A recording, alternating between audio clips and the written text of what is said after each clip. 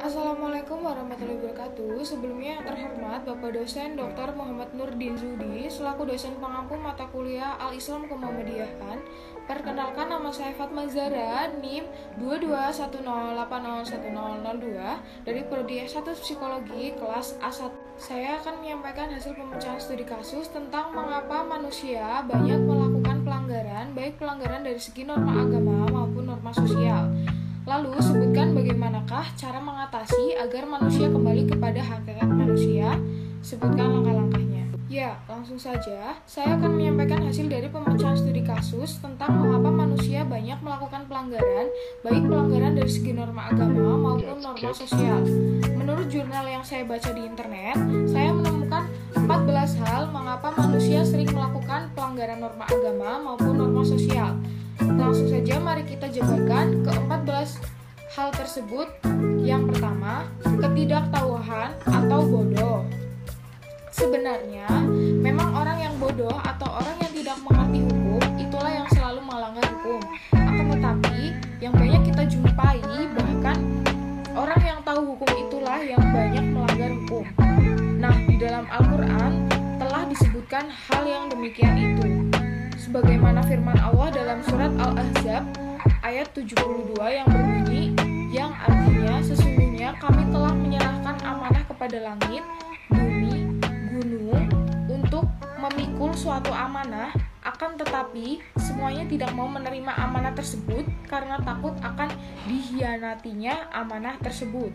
Dan manusialah yang mau menerima amanah tersebut. Dan sesungguhnya manusia itu sangat zalim dan bodoh. 2. Tidak mau tahu. Sikap tidak mau tahu adalah sikap yang tidak mau mengambil resiko. Jadi halal, haram, hantam, yang penting mereka puas. Biasanya orang seperti ini telah menjadi penghambat bagi pencapaian keinginannya. 3. Terpaksa. Orang seperti ini merasa tidak ada pilihan lain. Ia terpaksa melakukannya, bisa jadi karena kondisi ekonomi, sosial, ataupun dilakukan atas perintah atasan, ataupun karena mendapat ancaman dari orang lain. Kita menyadari bahwa dalam hukum Islam, perbuatan melanggar hukum yang dilakukan karena terpaksa dibolehkan oleh agama. Seperti di saat kita dalam kelaparan di tengah hutan, tidak ada makanan yang halal untuk dimakan, tetapi ada seekor babi, ular, dan sebagainya yang boleh untuk dimakan.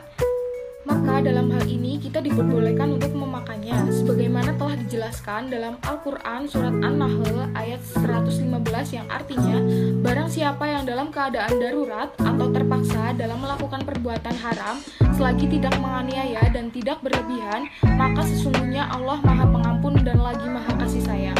Dan di dalam ayat yang lain, Allah berfirman di surat Al-Maidah ayat 3 yang artinya, maka barang siapa dalam keadaan terpaksa atau darurat dalam kelaparan tidak pula berniat untuk membuat dosa, maka sesungguhnya Allah Maha Pengampun dan lagi Maha Penyayang terhadap hambanya. 4. Tidak mampu mengendalikan diri.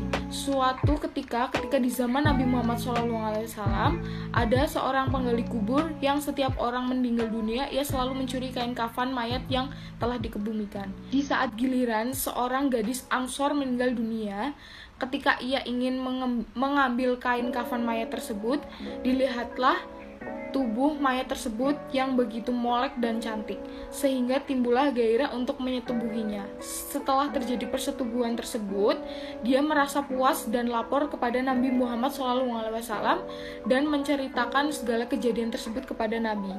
Namun, menurut Nabi, dosa yang dilakukan olehnya begitu besar dan perbuatannya ini tidak diampunkan oleh Allah Subhanahu wa Ta'ala.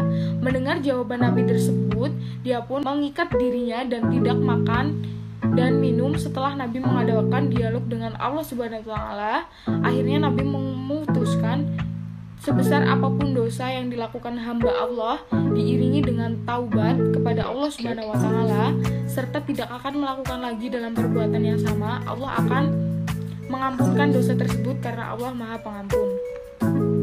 5. Punya niat jahat. Orang seperti ini biasanya akan melakukan makar perbuatan melanggar hukum ketika ada yang menjadi hambatan bagi dia untuk mencapai tujuannya. Biasanya perbuatan ini sudah terencana terlebih dahulu, seperti makar yang dilakukan oleh orang kafir yang hendak membunuh Nabi Muhammad SAW ketika hendak hijrah ke Madinah. Hal ini dinuktikan dalam Al-Quran pada surat Al-Anfal ayat 30 yang artinya, dan ingatlah ketika orang kafir Quraisy hendak menangkapmu atau membunuhmu atau mengusirmu dan mereka betul-betul berbuat tipu daya, dan Allah pun mengadakan tipu daya tersebut. Sesungguhnya tipu daya Allah lah yang lebih baik membuat tipu daya. 6. Sudah terbiasa. Bagi orang yang sudah biasa melakukan suatu perbuatan yang baik maupun yang jelek, maka ia akan terbiasa melakukannya. Ibarat bak pepatah mengatakan Allah bisa karena biasa. Dan pepatah Arab pun mengatakan man syaba ala syafi'in fasyaba alaihi, yang artinya siapa yang terbiasa melakukan sesuatu maka ia akan terbiasa pula melakukannya terus-menerus. 7. Karena ada kesempatan. Manusia pada dasarnya cenderung berbuat baik atau melakukan suatu perbuatan yang melanggar hukum, tetapi oleh karena ada kesempatan atau peluang, ia pun melakukan suatu perbuatan melawan hukum. Pelanggaran hukum dengan alasan adanya kesempatan cenderung dengan tiba-tiba ketika melihat objeknya, apalagi orang tidak ada yang melihatnya. 8. Membela diri. Alasan membela diri merupakan alasan yang tidak kalanya sering dijadikan oleh orang sebagai alasan untuk menghalalkan perbuatannya. Hukum sendiri sebenarnya memberikan tempat khusus bagi orang yang melanggar hukum karena alasan membela diri.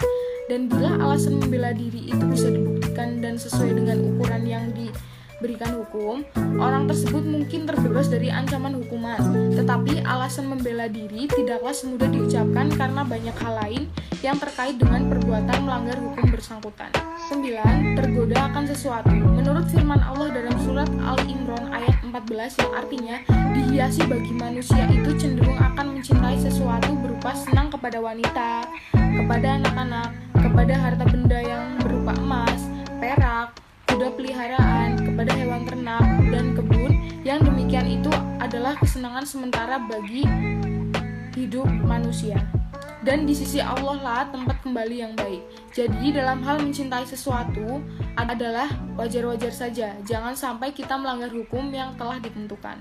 10. Merasa selalu benar. Sikap seseorang yang merasa selalu benar, dia tidak mau memakai pendapat orang lain karena pendapat orang lain tidak cocok dengan pendapatnya, sehingga ia berani melanggar hukum itu. Tipe orang yang semacam ini sulit berhubungan dengan masyarakat karena egonya tinggi.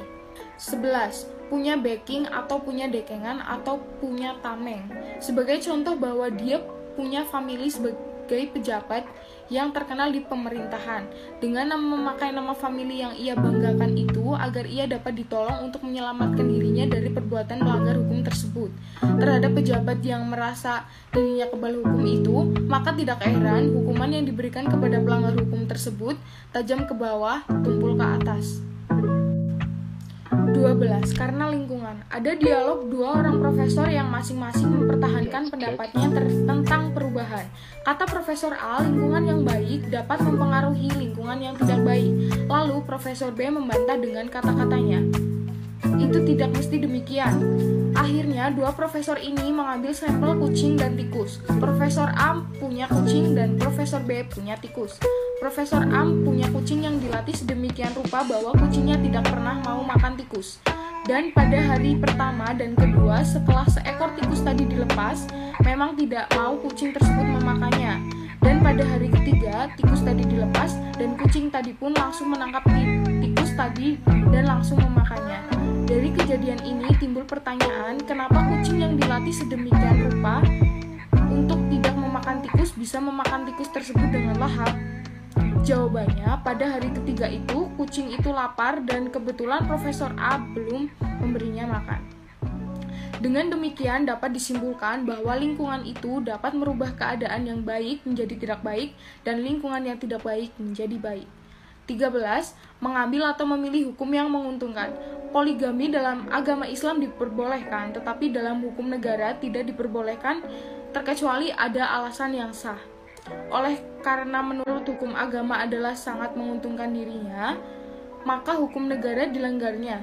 Alasan potongan firman Allah surat An-Nisa ayat 3 yang berbunyi, Fankihu ma tohba lakum minan nisa'i matna wa sulasa waruba'a, dengan artinya maka nikahilah perempuan itu 2, 3, atau 4. 14. Tidak setuju dengan ketentuan hukum. Alasan ini jarang terjadi, tetapi bila diselidiki mungkin pernah terjadi. Alasan melanggar hukum dalam konteks ini lebih merupakan berkata dengan prinsip yang dianut seseorang.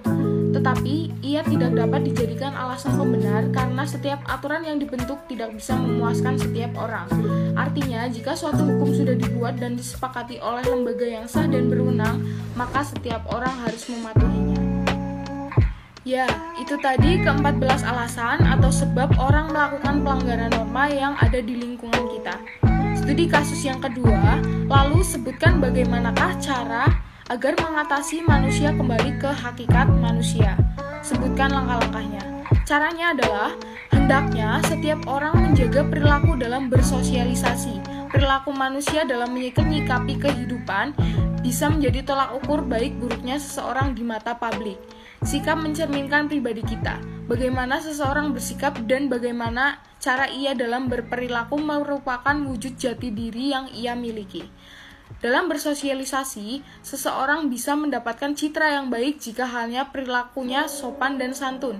Begitu pula sebaliknya, jika ia terkesan menunjukkan emosionalnya secara terang-terangan, berperilaku buruk dan terkesan acuh tak acuh, maka publik akan melabeli dirinya sebagai orang asos atau antisosial.